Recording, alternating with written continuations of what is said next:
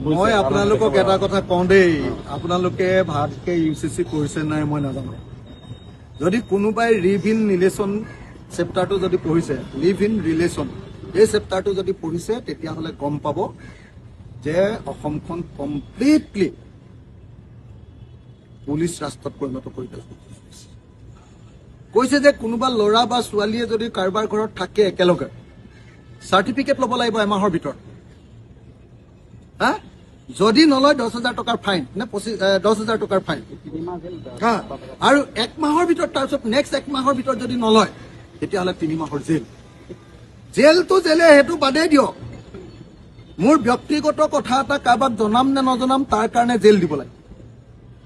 হা, এইটো হ'ল একদম পৃথিৱীৰ আটাইতকৈ ব্যক্তিগত প্ৰাইভেচি ভংগ কৰাৰ আটাইতকৈ ডাঙৰ, পৃথিৱীৰ আটাইতকৈ ভয়ানক বিলখন 1 নম্বৰ। 2 নম্বৰ, তাতকৈ ডাঙৰ কথা এই যে কোনোবা ল'ৰা আৰু কোনোবা এজনী ছোৱালীয়ে একেলগতে যে লগ হ'ব, একেটা ঘৰতে যে থাকিব, সেইটো কথা চাব ৰেজিষ্টাৰক জনাব লাগিব। আৰু চাব ৰেজিষ্টাৰে সেইটো ৰাজহুৱা কৰি দিব। পৃথিৱীৰ চব মানুহে কোনে কাৰ লগত আছে সেইটো চাব পাৰে। মোক এটা কথা কওকচোন, দুজন মানুহৰ ব্যক্তিগত সম্পৰ্কটো ৰাষ্ট্ৰই জানিবই বিচাৰিব নালাগে? হা, জানাবি আৰু বিচৰাৰ পাছত কৈছে যে সেইটো 1 নম্বৰ কথা, একদম চাইনবোৰ্ড কি কয় হেৰিয়াত সকলো মানুহে পাব পৰাকে পাব্লিক ডমেইনত থাকিব লাগিব। 1। 2 নম্বৰ কৈছে যে তাৰ কপি ৰেজিষ্টাৰ অফিচত থাকিলেই নহ'ব, থানালৈও পঠিয়াই দিব, থানাৰ ওচৰতো থাকিব। আৰু 3 নম্বৰ কৈছে যে যোনে বিচাৰে তাৰ কপি সিয়ে পাব।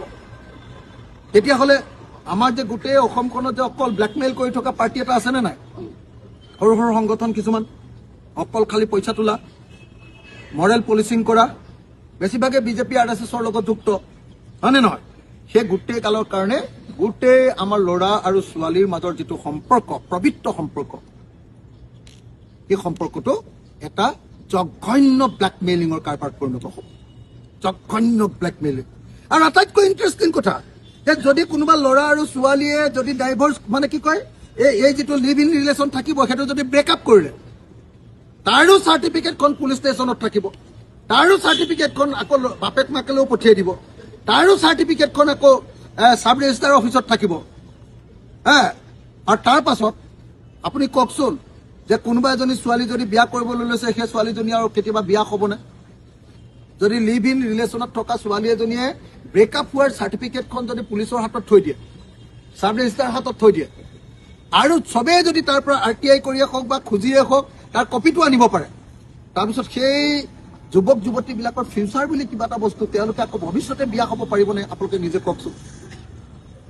এখন হ'ল মানুহৰ প্ৰাইভেট জীৱনৰ ওপৰত আটাইতকৈ ডাঙৰ আক্ৰমণ, ভাৰতৰ স্বাধীনতাৰ আগৰ আৰু পাছৰ আটাইতকৈ ডাঙৰ যুৱক যুৱতীসকলৰ মানুহৰ স্বাধীনতা, ব্যক্তিগত জীৱনৰ ওপৰত আটাইতকৈ ডাঙৰ আক্ৰমণটো হিমন্ত বিশ্ব শৰ্মাই আহিছে। RSS বিজেপিয়ে এই কামবিলাক কৰি ফুৰে।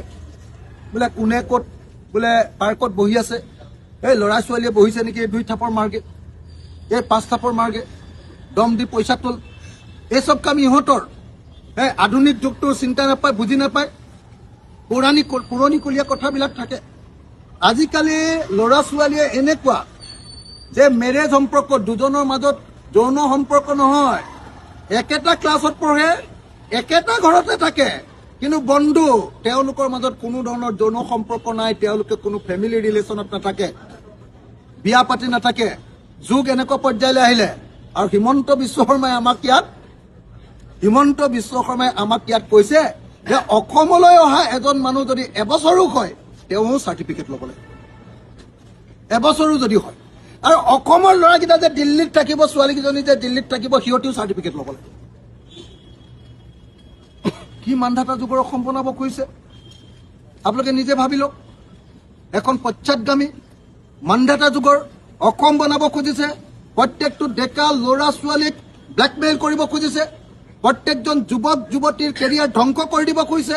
প্ৰত্যেকজন যুৱক যুৱতীক এতিয়া সম্পূৰ্ণৰূপে চাব ৰেজিষ্টাৰ আৰু পুলিচৰ চিপাহী আৰু পুলিচৰ OCৰ হাতত তেওঁলোকক ব্লেকমেইল কৰিবৰ কাৰণে, আৰু 2 নম্বৰী সংগঠন কিছুমান আৰু তথাকথিত মৰেল পুলিচৰ হাতত আমাৰ গোটেই ভৱিষ্যতটো তুলি দিব খুজিছে। এইটো বহুত ভয়ানক। মই কালি ৰাতিহে গোটেইখন পঢ়িলো। গোটেই ৰাতি গোটেইখন পঢ়ি লৈ মোৰতো টোপনি অহা নাই আমাৰ ভৱিষ্যতৰ প্ৰজন্মক কি কৰিব খুজিছে হিমন্ত বিশ্ব শৰ্মাই ভৱিষ্যতৰ প্ৰজন্মৰ ব্যক্তি স্বাধীনতা সম্পূৰ্ণৰূপে নাইকিয়া কৰি দিব খুজিছে ভৱিষ্যতৰ প্ৰজন্মক যাতে কেতিয়াও তেওঁলোকে মূৰ তুলি কথা ক'ব নোৱাৰে তাৰ ব্যৱস্থা কৰিব খোজা হৈছে আধুনিক যুগৰ পৰা আকৌ বিজেপিয়ে বিচৰা সেই পৌৰাণিক যুগলৈকে এই যে গুহাত গৈ গেৰুৱা বকন পিন্ধি থকা যুগটোলৈকে লৈ যাব খুজিছে সেইকাৰণে লিভ ইন ৰিলেশ্যন এই বিষয়টো এটা অত্যন্ত চিৰিয়াছ বিষয় আৰু কালি বিধানসভাত মই এই বিষয়টো খুব চিৰিয়াছলি উত্থাপন কৰিম বিতৰ্ক কৰিম আৰু চেষ্টা কৰিম তাক সলনি কৰিবৰ কাৰণে